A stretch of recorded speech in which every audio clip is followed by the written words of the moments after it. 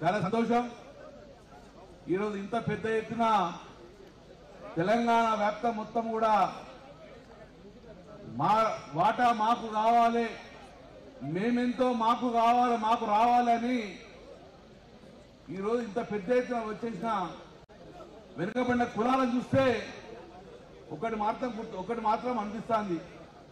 ప్రప్రదంగా రాబోయే కాలంలో ఈ తెలంగాణకు బీసీ ముఖ్యమంత్రి త్వరలో వస్తాడు అన్న భావన కలుగుతుంది. స్వాతంత్రం వచ్చినప్పటి నుంచి ఈ తెలంగాణలో కానీ సమైక్య రాష్ట్రంలో కానీ సంఖ్యాపరంగా రాజ్యాధికారం వస్తుందని భావించారు.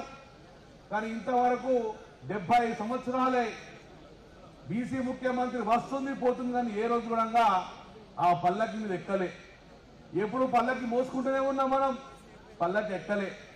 కానీ మన తాత ముత్తాతలాగా మనం మోసపోవడం కాదు. అందరగూడంగా డెఫినెట్ గా మేము పల్లకి మోయవరావు బాయ్ పల్లకి ఎక్కి కూర్చుంటామనే విధంగా కూడా ఈరోజు పోరాటం చేసే పరిస్థితి వచ్చింది.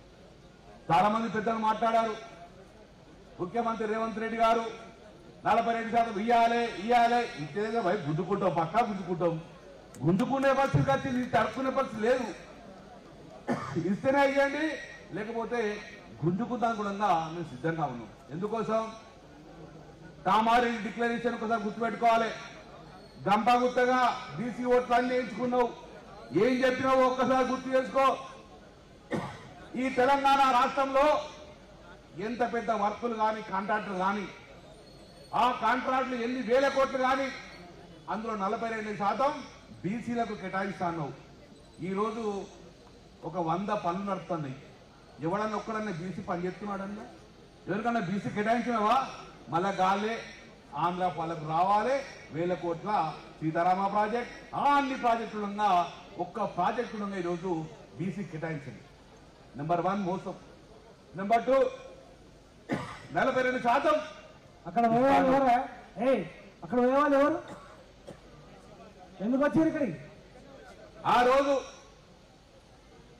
అసెంబ్లీలో మాట్లాడిన నేను ఇదే విషయంలో, కానీ 1 నిమిషంలో మైక్ కట్ అయింది.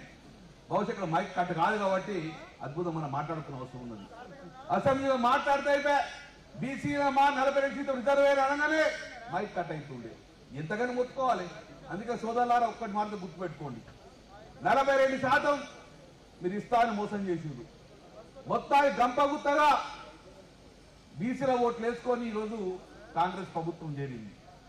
ఈరోజు ఆర్డినెన్స్ అంటుంది, జీవో అంటాను.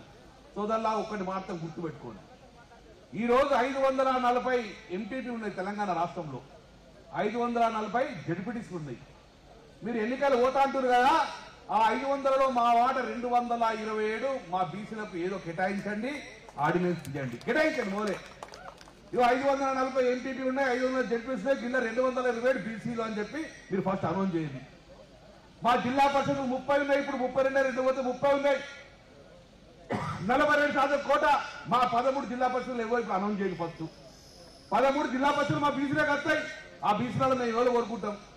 మున్సిపాలిటీ కార్పొరేషన్ 13 ఉన్నాయి, మున్సిపాలిటీ 105 ఉన్నాయి. ఇన్నిట్లలో కూడా మా వాటా చెప్పండి. ఏ మున్సిపాలిటీ మాకు కేటాయిస్తారు? 12,750 సర్పంచ్లు ఉన్నారు.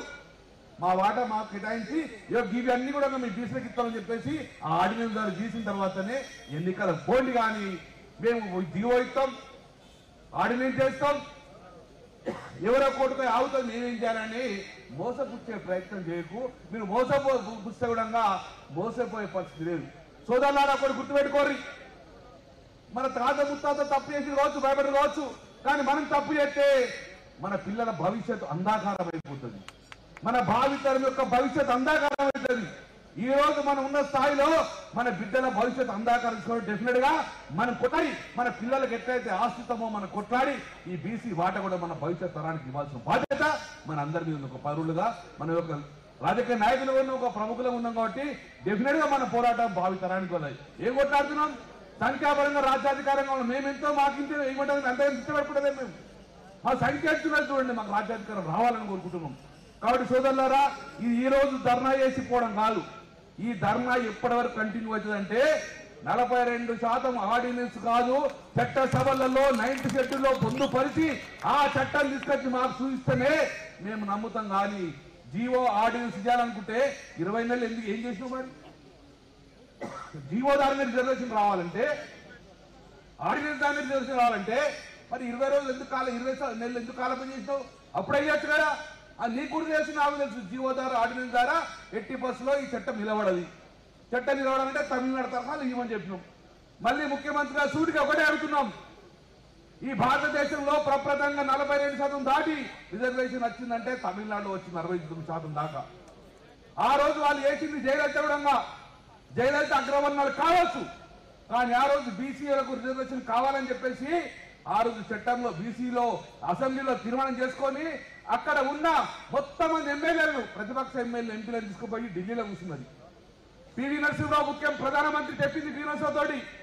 పివి నరసింహరావు గారు మా బీసీలకు ఈ పార్లమెంట్ లో బిల్లు పెట్టి 9th షెడ్యూల్ ప్రొడ్యూస్ చేయకపోతే నేను పరిపాలన అనేది తమిళనాడులో చేయ, నా పరిపాలన మొత్తం ఢిల్లీలో చేస్తా పోను అని బీసీతో కూర్చున్నది. కాబట్టి ఆ రోజు చట్టసభల్లో 9th షెడ్యూల్ ప్రొడ్యూస్ చేసింది. మరి ఏరా రేవంత్ రెడ్డి పోయినావా? ఢిల్లీకైనావా? మమ్మల్ని పట్టుకపోయినావా? ప్రధానమంత్రి కలిసినావా? పార్లమెంట్ లో పెట్టినావా? ఇదే బ్లూటూత్ అసలు పోయి జంతర్ మంత్రగా చేసుకుని ఏం లాభం జంతర్ మంత్రగా చేస్తే? ఈరోజు నిజంగా ఈరోజు చిత్తశుద్ధి ఉంటే అఖిల పక్షాన్ని తీసుకెళ్ళండి, మొత్తం అసెంబ్లీ తీసుకెళ్ళండి, పార్లమెంట్ తీసుకెళ్ళండి. ఢిల్లీలో కూర్చున్నాం, నేను కూడా ఢిల్లీలో కూర్చుందా? ఢిల్లీలో మోదీ దగ్గర కూర్చొని ఆ యొక్క తమిళనాడు తరహాలో 9th షెడ్యూల్లో పొందుపరిచేదాకా ఢిల్లీ విధి లేదు, ఢిల్లీ కది లేదు అని చెప్పండి. డెఫినెట్ గా దిగొస్తుంది మోదీ ప్రభుత్వం. చేయలేదా? మనం చిత్తశుద్ధి లేదు కదా.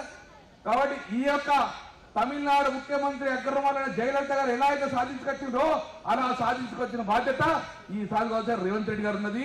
ఇప్పుడైనా మీరు తీసుకెళ్ళండి. ఇంకా కూడా మమ్మల్ని కల్లి బొల్లు మాటలు చెప్పి మమ్మల్ని మభ్య పెట్టకండి.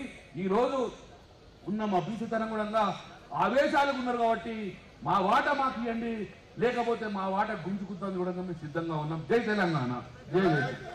ఇప్పుడు పెద్దలు జస్టిస్ ఈశ్వరయ్య గారితో పాటుగా రిటైర్డ్ ఐఏఎస్ అధికారి, ఇంటర్నేషనల్ ఫోరం అధ్యక్షులు, నిరంతరం బీసీల గురించే తప్పిస్తున్నటువంటి చిరంజీవులు గారు, కేవీ గౌడ్ గారిని, పిడికిల్ రాజు గారిని, బాలగొండ బాలరాజు గారిని ఎంతో మంది బీసీ నాయకులను వెంబడేసుకొని మరి నడిపిస్తున్నారు సార్. ఇవాళ ఈ ఫోరానికి ఓపెన్ గా రిక్వెస్ట్ చేసి కేవలం మిమ్మల్ని కలిసి మిమ్మల్ని జస్టిస్ ఈశ్వరయ్య గారు మాత్రమే స్పెషల్ గా ఇన్వైట్ చేసినాం. ఎందుకంటే మాకు వాళ్ళు ఇద్దరే కనిపించిండ్రు నిజమైన వాళ్ళని, మిగతా పార్టీలకు అప్పీల్ చేస్తున్నామని చెప్పారు. కానీ ఏ పార్టీ స్పందించలేదు. కేటీఆర్ గారు మాత్రం ఫోన్ చేసి మా పార్టీ పూర్తి మద్దతు ఇస్తుంది, ఎంత ఉంటుందని చెప్పి మరి మొత్తాన్ని పంపించడం జరిగింది. దానికి అది తెలియాలని తెలియజేస్తున్నా. మీరు మాట్లాడాల్సిన కోరుతాను. బీసీల మహాధర్నకు అధ్యక్ష వహిస్తున్న